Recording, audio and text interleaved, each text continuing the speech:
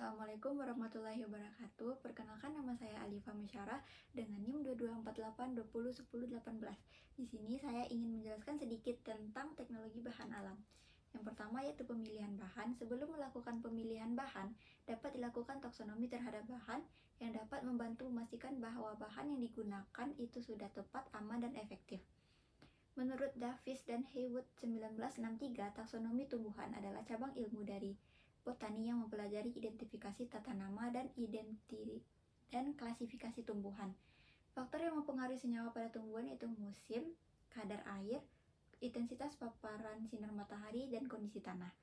Pertimbangan dalam penentuan jenis bahan yaitu yang pertama pengalaman penggunaan turun-temurun, pemilihan dan penyiapan bahan. Selanjutnya, pada pemanenan bahan baku dapat berupa keseluruhan atau bagian tertentu dari tumbuhan saja. Sumber bahan baku bisa biota yang hidup liar atau tumbuhan secara alamiah. Selanjutnya ada hasil budidaya. Bahan yang digunakan dapat berupa tanaman segar dan simplisia. Tahapan pembuatan simplisia yaitu ada pengumpulan bagian yang diambil, kapan diambil, dan cara pengambilan. Sortasi basah, pencucian, perajangan, pengeringan, pengecilan ukuran, sortasi kering, pemeriksaan mutu, pengepakan, dan penyimpanan.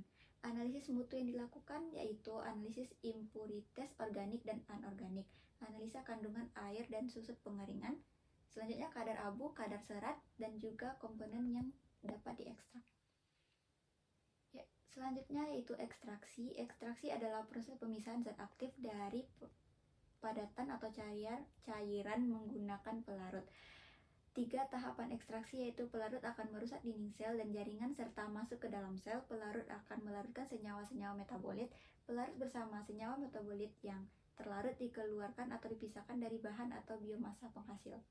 Ekstraksi secara umum terbagi menjadi 3 yaitu supercritical fluid extraction, solid liquid extraction, dan liquid liquid extraction. Metode ekstraksi yang pertama ada maserasi. Tahapannya perendaman, pengadukan, penyaringan, dan pengulangan. Kelemahannya waktu yang lama, senyawa gampang rusak karena terlalu panas. Kelebihannya teknologi sederhana, senyawa tidak rusak karena panas. Perkolasinya tahapan packing, pengaliran, dan pelarut.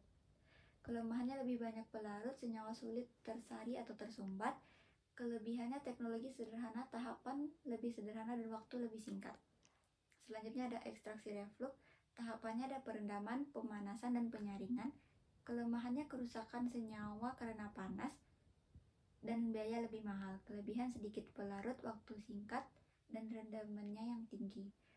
Selanjutnya ada sokletasi. Tahapannya packing, pengemasan, pelarut, pemanasan, pelarut. Kelemahannya kerusakan senyawa karena panas, biaya lebih mahal. Kelebihan sedikit pelarut, waktu lebih singkat. Selanjutnya ada ekstraksi ultrasonikasi. Tahapannya ada perendaman, ultrasonikasi, penyaringan, dan pengulangan. Kelemahannya biaya lebih mahal. Kelebihannya itu waktu lebih sedikit, pelarut lebih sedikit, senyawa tidak rusak karena panas. Selanjutnya ada ekstraksi dengan microwave. Tahapannya sama seperti ekstraksi ultrasonika. Kelemahannya biaya mahal, senyawa mudah rusak. Kelebihan waktu lebih singkat, pelarut lebih sedikit, dan juga rendaman lebih tinggi. Selanjutnya ada ekstraksi dengan tekanan. Tahapannya ada perendaman, ultrasonikasi, penyaringan, dan pengulangan. Kelemahannya biaya sangat mahal. Kelebihannya waktu lebih sedikit, pelarut lebih sedikit, senyawa tidak rusak karena tidak tahan panas.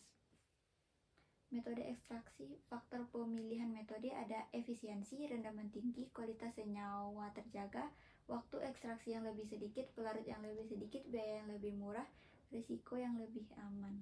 Contoh pelarut yang digunakan dalam ekstraksi yaitu ada etanol, N-heksan, metanol, dan lain-lain.